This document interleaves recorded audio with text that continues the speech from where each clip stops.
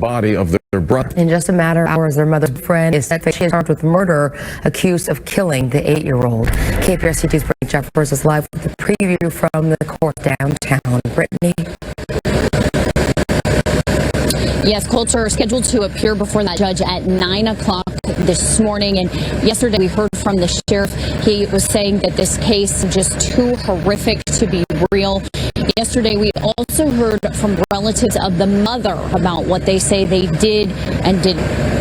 Days after deputies found 3 children abandoned in an apartment with skeletal remains, several relatives of the children's mother spoke with KPRC2. As far as we knew, she moved out of that apartment complex because the last place we seen was the other apartments that she and the boyfriend were at. Everyone sitting on this couch is related to Gloria Williams, who's now charged with injury to a child and tampering with evidence. Williams' boyfriend, Brian Coulter, is charged with murder for the death of her 8-year-old boy. Yasmin Craig says that she has questions for her cousin. Personally, I do want to ask why. Why didn't you reach out to us? Yasmin says the little boy was mostly nonverbal. Kendrick was autistic. To my knowledge, when he would come around our family, all he did was smile. She says the last time she spoke with Gloria was in June, and family asked about the children. You kept saying, okay, they're good, they in school. Anytime we did go help, where the kids at, how they doing? Oh, they in school. The sheriff says it was the 15-year-old who called 911 on Sunday, alerting authorities that his brother had been dead for a year and his body was in the apartment. The teenager also said that his parents hadn't lived in the apartment for months. The kids deserve justice and they need help. They need the physical and the mental help to get over this trauma and put them back on a right track of life. Now, Williams' bond has been set at $900,000. Meantime, Coulter's has been set at $1 million. Again, he is scheduled to appear before a judge this morning at 9 o'clock. Reporting live in downtown Houston, I'm Brittany Jeffers, KPRC 2 News. Brittany, thank you.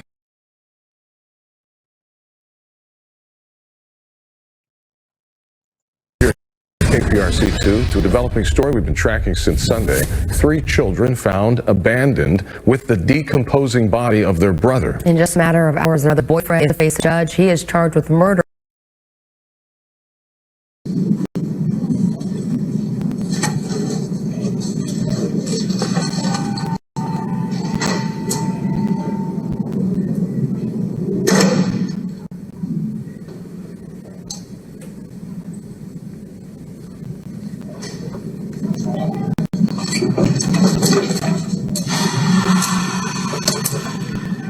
Did I actually do that? Let's see here.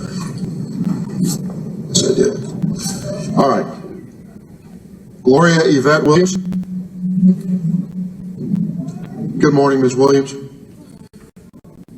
Ma'am, you're charged with the 3rd-degree felony of injury to a child by omission, the 1st-degree felony of injury to a child causing serious bodily injury, the 2nd-degree felony of tampering with evidence when that evidence is a human corpse.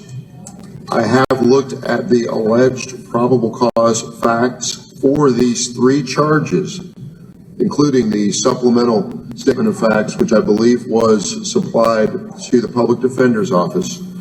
I do find that there is sufficient probable cause for all 3 of these cases to go forward. All 3 cases will go to the 230th District Court. That's going to be Judge Chris Morton. Will you need a court-appointed lawyer from Judge Morton? Would you like the help today of Attorney Chris Henderson from the Public Defender's Office? Ms. Keith, on the question of bond for each of these 3 charges, what is the state's request? In the 1st-degree felony, I am requesting a $500,000 bond, and in the injury to a child by omission and tampering with evidence cases, I'm requesting $250,000 bonds, and I am opposed to personal bonds. Not necessarily because the injury cases are prohibited by this court for personal bonds to be granted, but mostly based on the horrific facts and circumstances of this case, which resulted in the death of a 7-year-old child. As is state probable cause, officers were called out to a residence in Harris County on Greencrest Drive on October the 24th of this year regarding the death of the minor complainant, who is the child of this defendant. There were 3 juvenile witnesses who are also complainants in these cases. There was a 15, 10, and 7-year-old child who are witnesses to the incident. Officers arrived, spoke with the 15-year-old child, who stated that he found his younger brother, the deceased minor complainant, in a bedroom of the residence sometime around Thanksgiving of last year, 2020.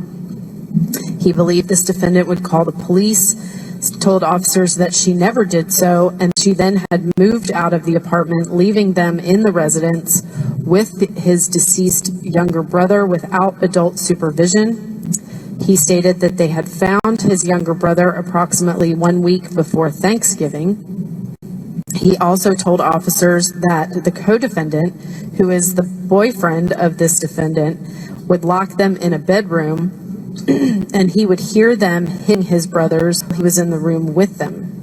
He stated he told this defendant about the conduct, but she ignored him, said she would talk with the co-defendant, and the 15-year-old stated, quote, that never worked.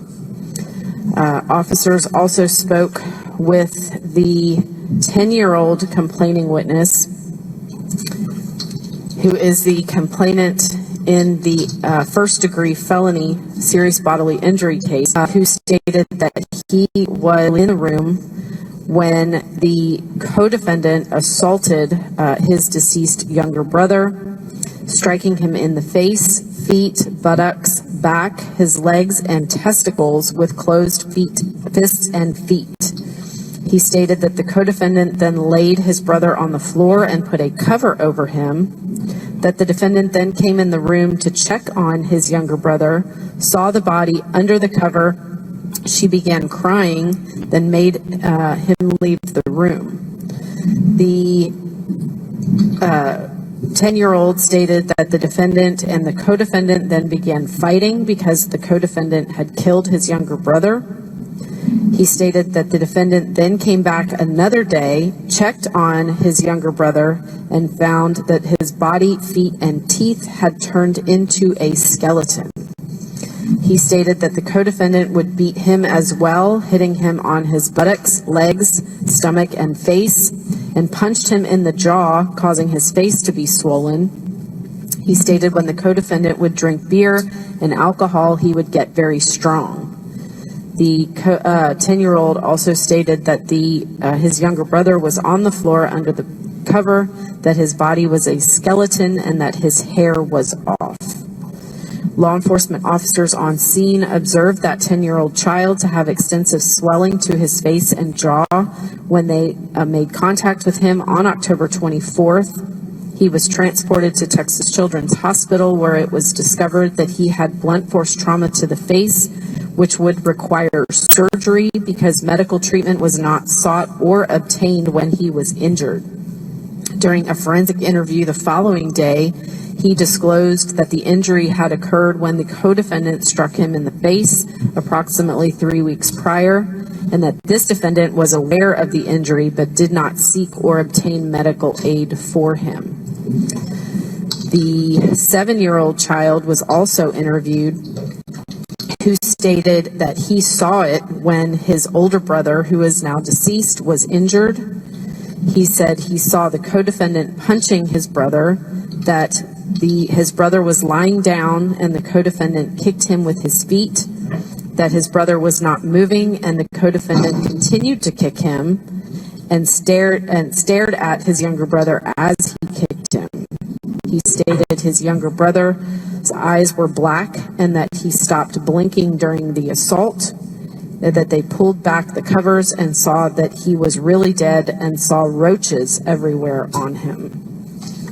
Officers also spoke to this defendant on October the 24th, 2021, when she was interviewed, and she stated that in November of 2020, before Thanksgiving, she had gone into the bedroom where the deceased complainant and 2 other children were at. She witnessed the co-defendant punching her now deceased son. She stopped him, said she stopped him from continuing to assault him, that she entered the bedroom the next morning and found him covered with a blue blanket, that she pulled back and found him to be deceased. She confronted him, the co-defendant, who stated he was sorry that he lost it and punched him, and continued punching him until he went to sleep. The co-defendant told her that he covered him up with a blanket after he went to sleep. The defendant admitted that she knew he was deceased in November of 2020, but did not notify law enforcement at the time of his death because the co-defendant had told her not to. She was afraid that the children would be taken by Child Protective Services and that she would go to jail. Officers on scene on the 24th found the deceased and badly decomposed body of the 9-year-old complainant discovered under a blanket in the bedroom. An autopsy was conducted, and the cause of death was found to be a homicide due to homicidal violence with blunt force injury. Those bond amounts, and am opposed to lower bonds, as I do have concerns for the safety and protection of these surviving complainants, and do not believe that this defendant should be permitted to have any contact with these children or any children in the community.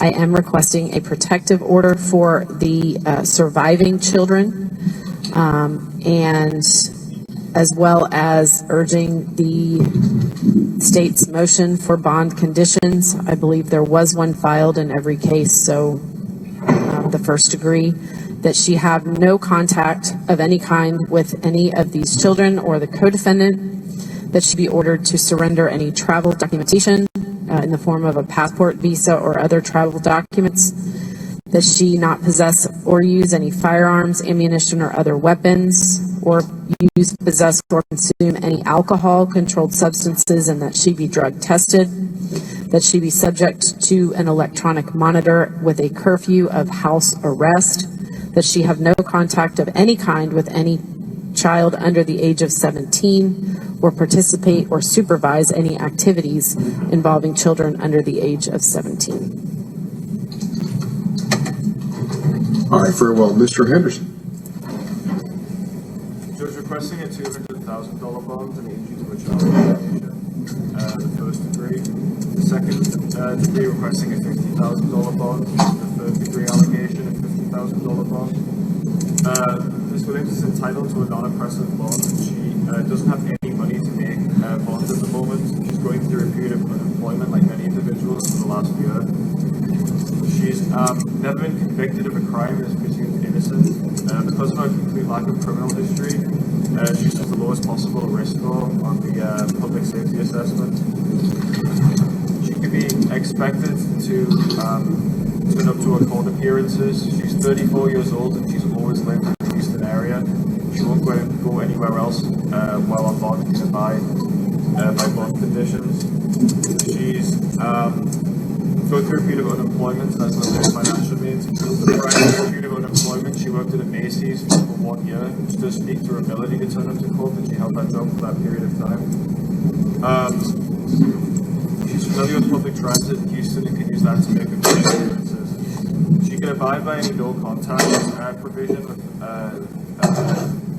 any children under the age of 17. The children, she can live in a separate residence from the children while they're in CPS custody. She can abide by bond conditions. So requesting a $200,000 bond and a $50,000 bond. All right, thank you, Mr. Henderson. Just for clarification, the protective order is being requested in the first degree. 1745064. Correct. All right. And of court will issue the MOAB under that order. Ms. Williams, I'm going to set bond for you on the injury to a child case. I'll set that bond in the amount of $350,000. On the tampering with evidence charge, I'm going to set that bond in the amount of $300,000. And on the injury by omission, I'll set that bond in the amount of $250,000. I am going to issue an order of emergency protection. It's going to require you to have no contact with the minor children, Trayvon Lee, Jordan Lee, or Javion Kirkland. They'll be identified in the MOAB by their initials because they are minors. In addition, I am going to issue a bond supervision order. That bond supervision order is going to require you to have no contact with those children. You may not use, possess, or consume any illegal drugs or alcohol if you make bond. You may not use or possess any firearms or other weapons. I do want you to get a GPS device on within a day of your release. There will be a 24-hour curfew.